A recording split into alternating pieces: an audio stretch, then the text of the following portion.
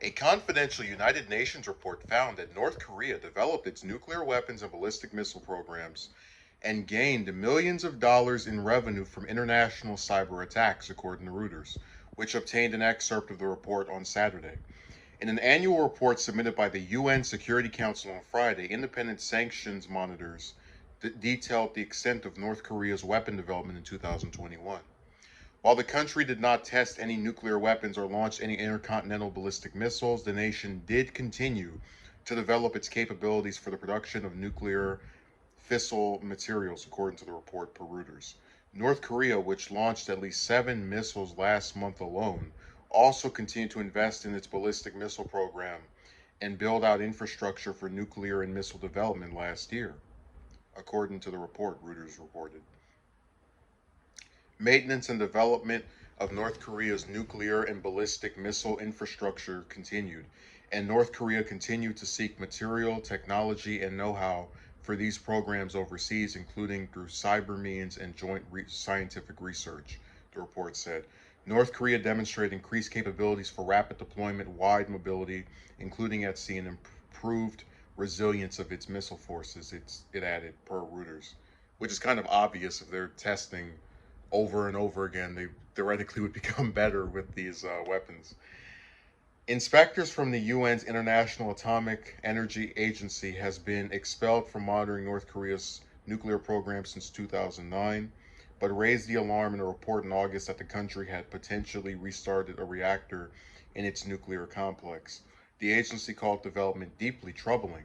North Korea has not tested long-range intercontinental ballistic missiles or nuclear weapons since 2017, but after nuclear talks with the U.S. under former President Trump broke down, the nation resumed short-range missile testing.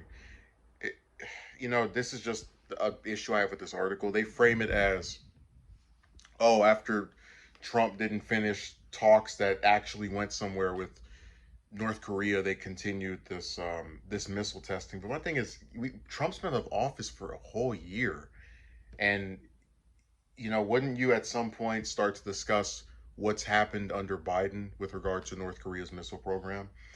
After a spat of missile tests last month, U.S. officials said they were pushing to negotiate with North Korea again, but have yet to hear from Pyongyang on the proposal. I know I mispronounced that. The UN report also found that cyber attacks, particularly on cryptocurrency assets, remain an important revenue source for North Korea. In 2021, hackers stole more than 50 million from at least 3 cryptocurrency exchanges in North Korea, Europe, and Asia, according to the report, Reuters reported. The report also noted that cybersecurity firm Chainalysis said North Korea had stolen at least 400 million worth of digital assets last year in attacks on cryptocurrency platforms, per the Wire service.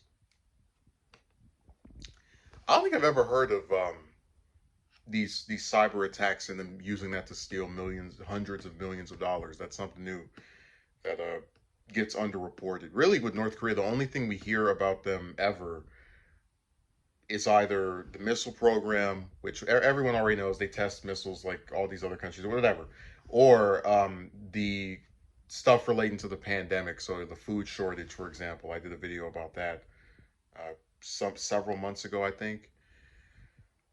I guess the best way to put this is that it's really interesting to see the U.S. get kicked out of being able to even go over to North Korea, or excuse me, not the U.S., the UN's U.S. UN, there to see the IAEA not be able to monitor the nuclear program for what's been over 11 years, but then they're somehow still able to tell us that they've restarted a reactor in the nuclear complex. Like, how did you get that information if you haven't even been over there?